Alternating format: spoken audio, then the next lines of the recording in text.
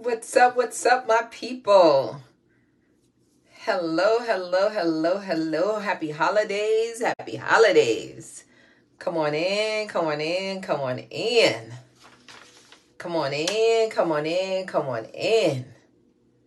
Hello, my people.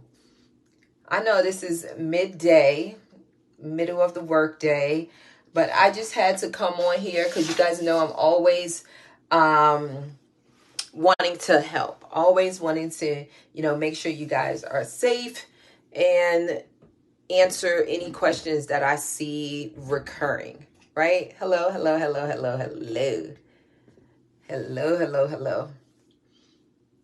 Hey, Dominique. Hello, everyone. Let me know when you guys chime in. Let's see, I'm trying to get rid of this light. There we go. Hello. Hey, Shanika, how are you? All right, guys. So this is something that I'm seeing multiple times posted in the Facebook group. So I want to share my feedback with you guys. So I'm just going to wait for a couple of more people to get on because I'm not sure if I am going to save this. So come on in. Hello, Ayan. Ayan, how are you? Shamika, hello. So guys, tag any of your home care buddies, anyone that you know may be struggling with this topic. I'm seeing quite a few of you ask questions about emergency care. So I'm going to wait for a couple of more people to get on, and then I'm going to talk a little bit about emergency care and what that means to me and what it means to the industry or within this industry.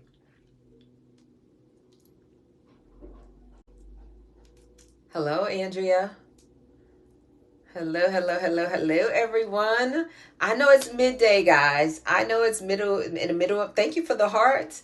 I know it's in the middle of the workday. However, this is a perfect time for me. So actually, I may leave this video up for a little while. I may leave it up. And for those of you that don't know, Black Friday, I just say holiday sale is on. The conference tickets, $100 off. So if you haven't gotten your ticket, this is an opportunity for you to save $100 on your conference ticket.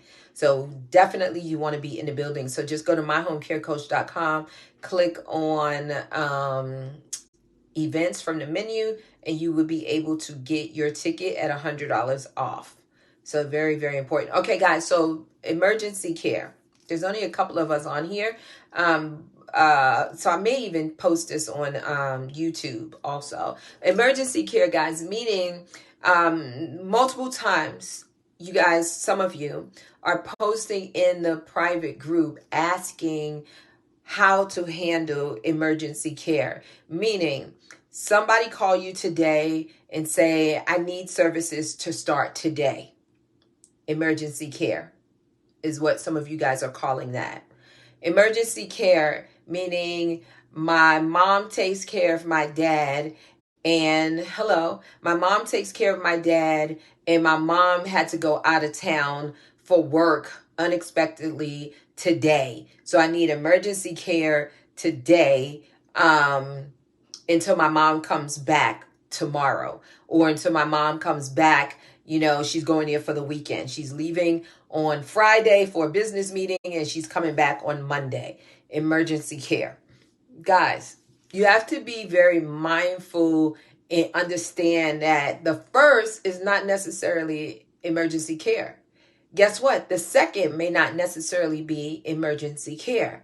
But many of you are calling that emergency care, which if you do, it's not wrong. It's not wrong, because you have to ask yourself the question, is it just for the weekend? And then you come back and then you're resuming your role? Or is it just that your mom got discharged from the hospital today and you need someone to start today and you're calling that emergency care? So you really have to figure out the details, get all the details first, because you want to make sure you set them up for success as well as yourself. and this is just my experience and my belief, so there's no wrong way or right way, guys. I'm just trying to give you some food for thought, and then you can have, additional knowledge to be able to make the best decision for your business. One, if you're doing what you call emergency care, then I would recommend that you have a policy in place that's called policy and procedure for emergency care. And then in your procedure, you break down, or in your policy, actually, you break down what is the definition, have bullet points, or what is the definition of emergency care, right? Because it's a matter of semantics. Something that a family may consider emergency care may not necessarily be emergency care to us as providers. Okay, so you want to make sure you have a policy in place so you and your staff, as well as your potential client, can understand what emergency care is, because they may be a little confused because they don't have the knowledge that you have. Okay, so if someone is calling you and they want service to start today because their loved one is being discharged from the hospital today, that doesn't mean emergency care, because that's a client that's going to be serviced every day, every other day, whatever the requirements are, their needs are. So that just means, hey, I need someone as soon as possible. It's not emergency care. Okay. And we don't really even have emergency care because we're non-skilled. All of you are non-skilled. So what is that definition? What does the word emergency mean? So you have to be very mindful when you're saying that to clients, or when potential clients are saying that to you. What does that mean when we say emergency care? Okay. So, and you guys, if you have questions, you can jot them down. If I can't answer them now, I'll come back and answer them. So so if someone is being discharged and they want service to start today, if you're in a position to do that, then of course you still go through your normal process. You're going to have your phone call with them, and exactly on demand is a better word. Absolutely. On demand. If you're demanding it today, in quotes, you need it today, right? So I didn't call it anything other than what it was: home care services, personal care, companion, or whatever. I didn't have anything separate on demand or emergency, because guess what? I didn't charge them extra. I was thankful to be able to get the client and serve them. So I didn't call it anything other than what it was. You see what I mean? But you can say on demand. And so that's one of the reasons why I say always have caregivers available, because if you have caregivers available, then you're able to start. That was one of the things that differentiated us from others, because we always had caregivers and we were always able to start what we call, some of you are calling, on demand or emergency, right? So just be very mindful of that. Hello, everyone. Hello, hello, hello. So, so you would go through it the normal way. Get your, have your phone call, get your consult, go out and meet with the family. Don't change your policy. This is, if you don't take anything away from this live, I want you to take away, stick with your policy. Your policy is your policy. Follow your procedures, your protocol, and do not change. Don't let someone's emergency set you up for failure, is what I want you guys to take away from that. And what do I mean by that? What I mean by that is, don't break your policy, protocol, procedure. Don't change from it, because then you can miss something. Then you can miss something. I'm getting a lot of hearts with that, because it's the truth. Then you can miss something. You're so eager to get the client, to get the money. Sometimes that money comes first. That's why I'm always talking to you guys about serve first, because when we serve first, the first thing we're thinking about is setting the client up for success, making sure that we set our caregiver up for success, as well as setting ourselves up for success and mitigating our liability as much as possible, right? But when we think about the money, 24/7, 12 hours, new client, we tend to be okay with bending the rules sometimes. Sometimes when you bend those rules, you can do everything right 99 times, and now number 100, and you bend a little because somebody makes their priority yours. That's the second thing I would want you to take from here. Don't ever make or allow someone else's priority to become your priority. You still got to do the things that you need to do to make sure that you are working within excellence. Okay, so that's the second thing. Do not allow someone else's priority to become your priority. Okay, so then, which means you lose focus. You lose focus. So you want to continue to do things the right way and in order and work within excellence so you don't screw up, basically. So you're gonna go through that same exact process you go through with any client. If a potential client wants to start next Monday or today, you want to make sure you do it the right way. Don't skip it. If you're in a regulated state and your state requires a nurse to do an assessment prior to starting service, don't deviate from that. I promise you. Don't set your nurse up for failure, and don't be disappointed when your nurse doesn't adhere to what you want. I started service today, but Miss Registered Nurse, can you do the assessment and backdate it? Baby, that's not right. That's not right. That's falsifying documents in my book. I don't know, but in my book. So I don't even think a nurse would do that. But you want to make sure that you are setting everyone on your team, including the client, up for success and not thinking about, oh, it's emergency and I got to do it. I got to do it. If you're able to do it, then yes. If they're able to give you all the documentation that you need, if they're able to fill out all the paperwork that the state requires or you require for your agency, then yes. But if they're not able to, don't put yourself in jeopardy for $1, $2, $5, 500, 5,000. It doesn't matter, guys. Your policy is your policy, and you should always be adhering to your policy and teaching people that you follow your rules and regulations. Because guess what? When you do it one time with a client, then they're going to expect you to bend on other things. I've said this so many times. They're going to expect you to be flexible with other things, and then you're going to become frustrated, and then you're going to say, this client doesn't respect me. This client doesn't respect my business. This is a difficult client, when in actuality, you created the client in the client's behavior because you deviated before and you made exceptions. Now, I'm not talking about showing somebody grace. That's not what I'm talking about. I'm talking about leaning on your policies. I'm talking about leaning on your policies. That's what I'm talking about. And yes, if you want to have something and have it emergency care and on demand, then yes, you can do that. But just have a policy in place for that, where you may have a nurse that's on call, or you may have where your nurse could do that initial intake via,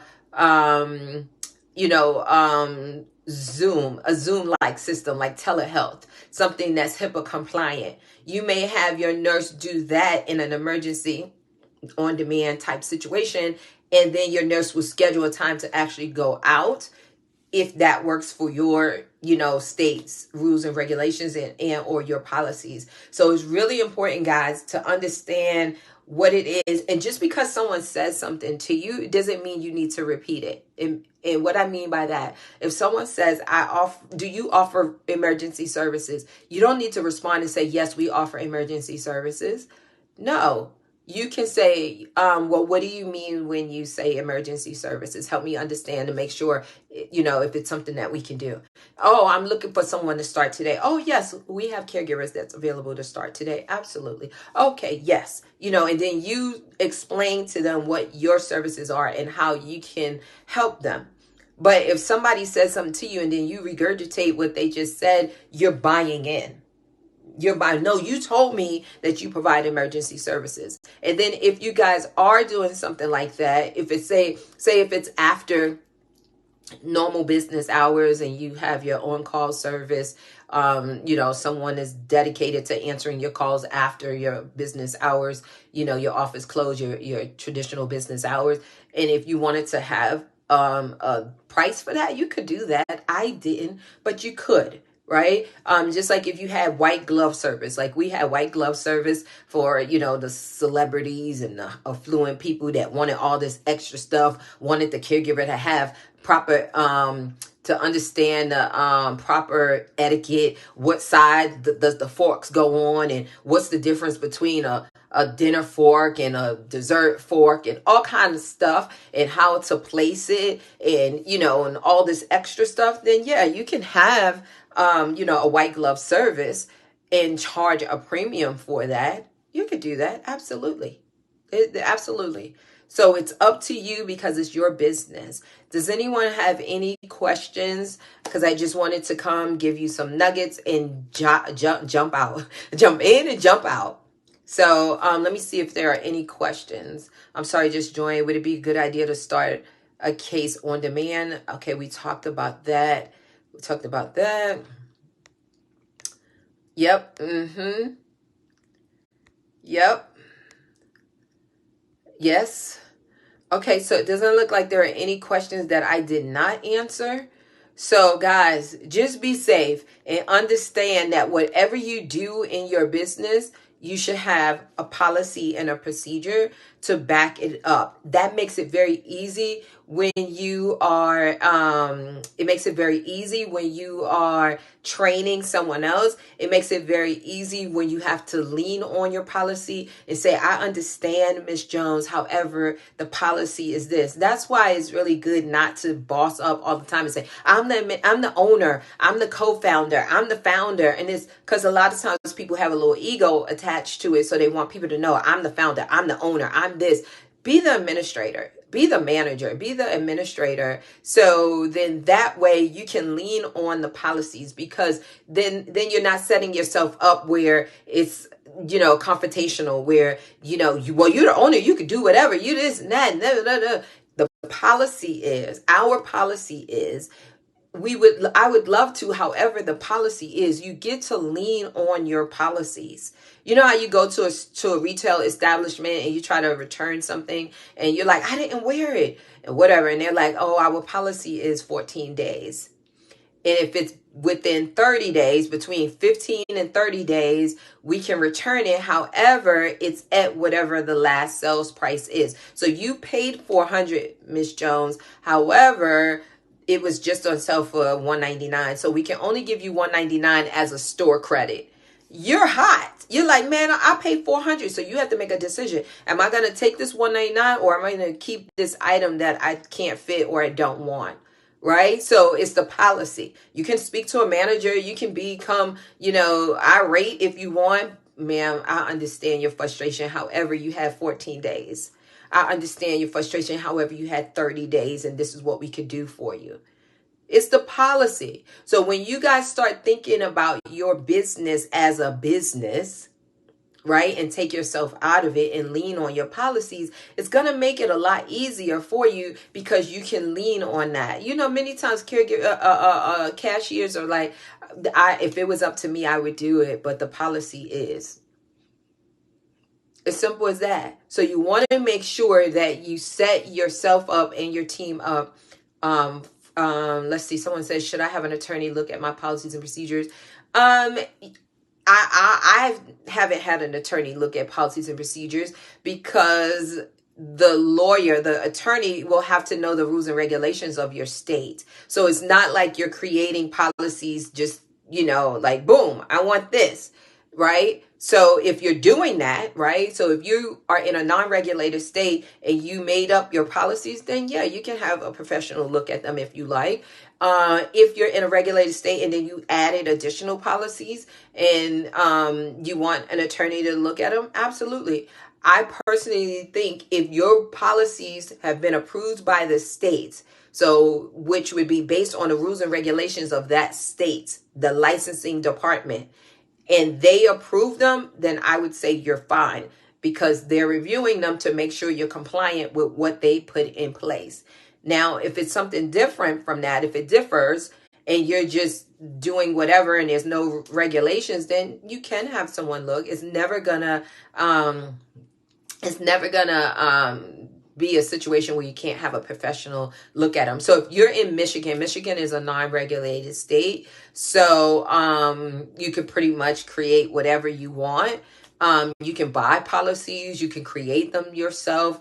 However, you can have someone look at them. Absolutely. Especially if you're not sure and you're creating them yourself, then I would definitely say, you can have your attorney if that person specializes in policies, and you can have them look at them.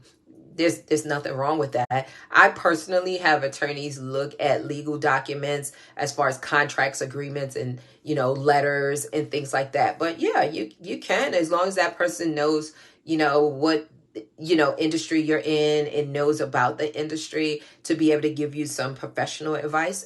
Absolutely. You're welcome. I'm looking for a business marketer. Any ideas? I would just say post an ad. And but before you post the ad, you would just need to identify what you would want that person to do. Once you identify what you want that person to do, then I would suggest creating a job description. Once you have that job description in place, then you're able to look at it and determine what you're going to pay this person, and then you post it online at any of the job boards, and then of course then you start interviewing. Now me, before I would start any of that, guess what? I'm going to make sure I have training in place for that individual, because I'm always thinking of how can I set other people up to win, which would also put me in a position where it's not stressful and it's a win for me as well. So it has to be a triple win. So it would be a win for them, a win for the people that he's going out to see or she's going out to see, a win for the clients that are coming in, and a win for the company. So that's 4 wins. So that's the way I operate. So guys, I hope this has helped you and get you thinking about what emergency care really is, get you thinking about on demand, get you thinking about your policy is your policy, get you thinking on how you're going to communicate and respond when people ask you, potential clients and families ask you about that on demand or emergency care. So you understand care is care. Policies are policies. Protocol is protocol. Do not change the way you operate your business because of money. Just because somebody has money to pay you doesn't mean you deviate from your policies. That's what I want you to take away from this video. So you guys take care. Oh, and don't forget, the Black Friday sale, you get $100 off your conference ticket. So go to myhomecarecoach.com, go to events.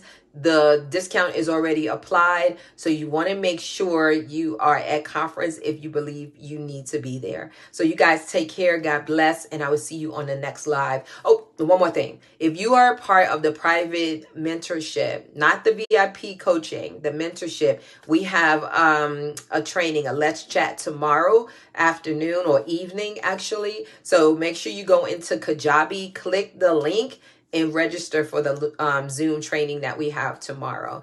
Coach Rob is leading that training. You guys know he's full of knowledge. He's always dropping gems. So I would encourage you guys to be on that Zoom tomorrow if you are in the mentorship. So you guys take care. God bless. And I will see you on the next live. Happy holidays.